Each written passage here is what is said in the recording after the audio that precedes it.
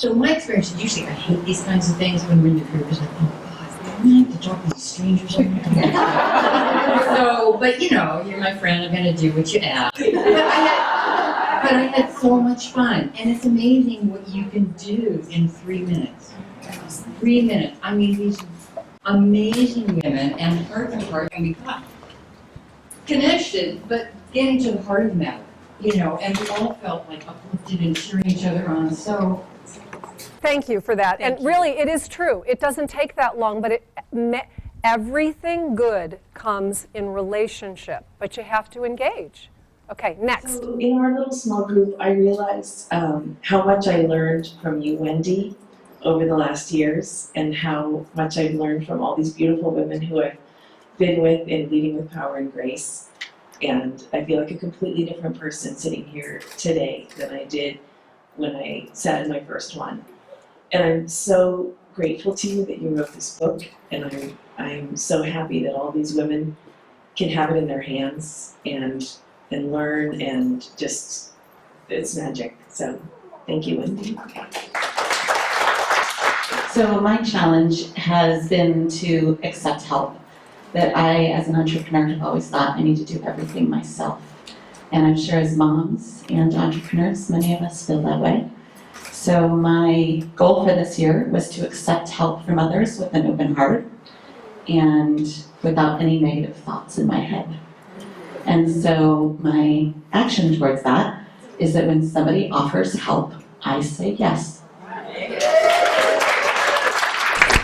You know, I was thinking about that very thing on the way here, that sometimes the way to engage is to ask for help. It isn't like we have this Lone Ranger mentality in our culture, like we're all supposed to do it. And many of us universally competent women and men, you know, think that we can do everything by ourselves, but it's just more fun with someone else. And it's just too dry to do it by ourselves. So I'm very much a commitment to doing everything I do now in some kind of partnership. It really works for me. I was fortunate enough to have Wendy as a coach several years ago, and Robin is I'm the CMO at NetGear. I wasn't before I met Wendy. She helped me. No, I've known Wendy for several years, and like I said, I was fortunate enough to have her as a coach, and she coached me with some of these basic principles that have now evolved over time and became an entire book, which is amazing. And what is beautiful about these principles is that they're so simple. They're something that you can really internalize and use every day. You can use them in your personal life, you can use them in your professional life.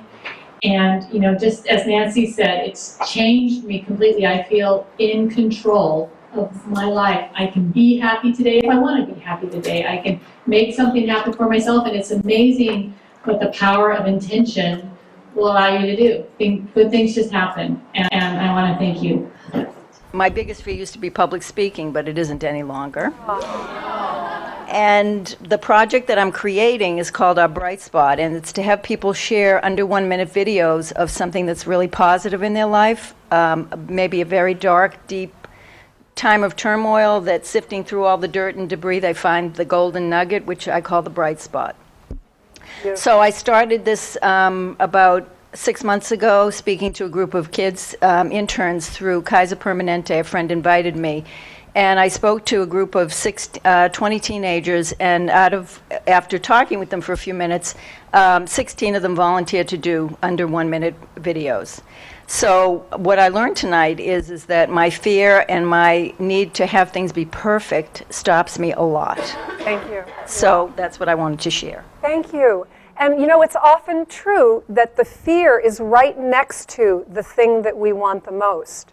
So the thing that you were called to do, your mission, and the fear is right connected. So the idea that you have some fear of public speaking, but you also have a calling to do this thing, right next to each other. It's kind of like how they say that in indigenous plants, when there's a poisonous plant, the antidote is within 20 feet of it. Something like that. I may be wrong about the footage, but it's around that much. It's interesting. Who else, please? I think one of the things that was really real for me in this process was the fact that things that I held on to so tightly and that blocked me, that I thought had significance, now I'm looking at that it doesn't really matter They don't have those kind of significance for me. That's not what's really important. Thank you. Wow. Yeah, it's not like the fears go away and disappear. It's that you develop a different relationship to them. The voice might still come up, but you just don't take it as seriously.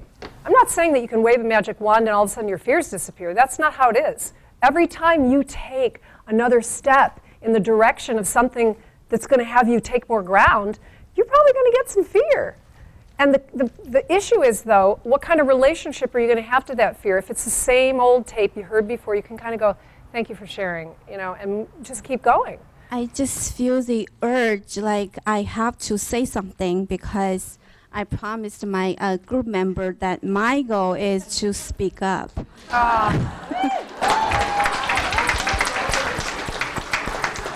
So I am a doer, meaning I always get things down, but not necessarily to talk. So now I just learned what I learned is actually you can actually help people, support people, and inspire people by talking. So my goal is to talk more. Oh, that's fantastic.